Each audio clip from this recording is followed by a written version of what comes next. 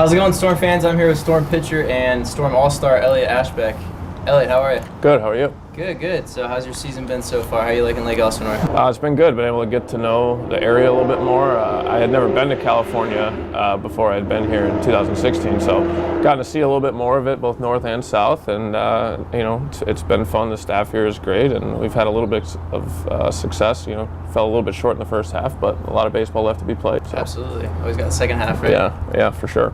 So back in 2016, you tore your UCL up in San Jose, right? Yep. Do you remember the moment you felt your elbow? I had just transitioned to starting in Fort Wayne. I had made like 1 or 2 starts there, and then came up to fill a spot here, and had gone through, everything felt fine in the warm-up, by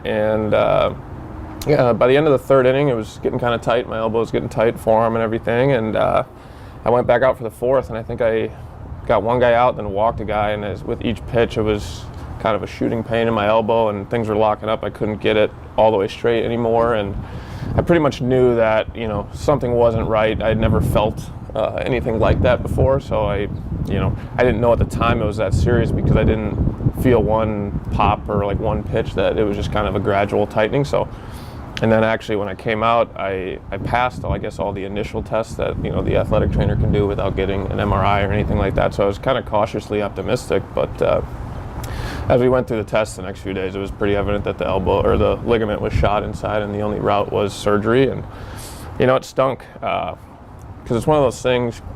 It's common in baseball, but you never really think it's going to be you. And then when it is you, you're kind of hit the panic button, even though there's a high success rate of coming back from it. It's still you're staring a year minimum in the face of not playing competitively again. And for me, it was close to 14 months before I was full go and back in action. And then even then, at the end of last year, I was pitching in rookie ball in short season, which was a lower level than where I was in 2016. But it was good to get my feet wet in an environment where I could kind of be protected a little bit. I needed to have 2 days off after every outing, even if it was 8 pitches or 28 pitches. I had 2 days mandatory off, so it was a good situation to come back to. And now the kid reins are off and we're ready to go. How tough was it mentally, knowing that after this long recovery process, you'd have to pretty much start from scratch just to get to where you were 2 years prior? For a guy like me, it wasn't an exceptionally high round pick, and I felt like I had done some good things to kind of establish myself and earn some credit and respect in the organization. And all of a sudden now that gets on hold, and you see new draft classes come in every year. And for me, it was 2. There was one in 16 and a class in 17 that come in before you can get back on the mound and pitch. So you feel like it's easy to be forgotten about, but things happen, and once you get past kind of the initial shock, you put your head down and you're like, okay, I'm gonna attack this rehab and give it everything I got. And the first half of it, I would say, goes pretty quick, and you get to start throwing. It's those last probably 3 months 9 to 12, 13, where you're throwing, you're back on the mound, but you're still not all the way there yet. So you feel close, but there's a long way to go. Those are probably, for me anyways, were the toughest days to get back. How's the elbow, felt since the surgery? It's been good. There's some aches and pains along the way, but I think more of it is I'm just keenly aware of everything now. If there's a little, bump or bruise here, or a little soreness there, I stay on top of it more, and I'm more aware of my body and what I need to get done to be ready to pitch and be feeling good.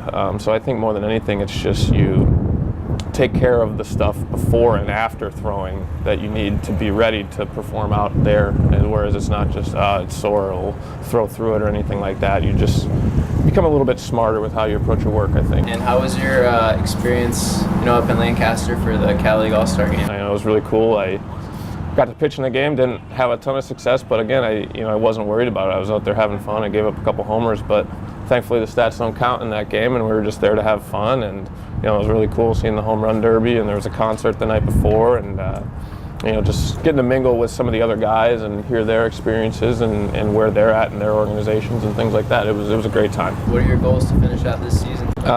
Stay healthy first and foremost, but I like to continue to build on the success I've had, maybe punch a few more guys out, or continue to string together strong outing after strong outing. I think limiting damage is something I have a tendency, when I give up runs, I give them up in multiples, not just singles. You know, one run at a time. So I think that would be something that going forward, you know.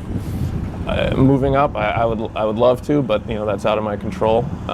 So the only thing you can really do is continue to plug away and throw when your name is called, and continue to do your best. Who would win in a battle between a million cats and a T-Rex, and why? I've really gone back and forth on this ever since last year when it first got circulated on Twitter, because I was rehabbing, so I had a ton of time on my hands to see it, and I go back and forth on it. At first I was definitely in the party of the T-Rex, but a million cats is so many, and I get that a T-Rex could wipe hundreds out with one swing of its tail or whatever, but a million is a million, and all it takes is a couple to claw its eyes out or whatever. So I think I'm going to lean with the cats for sure.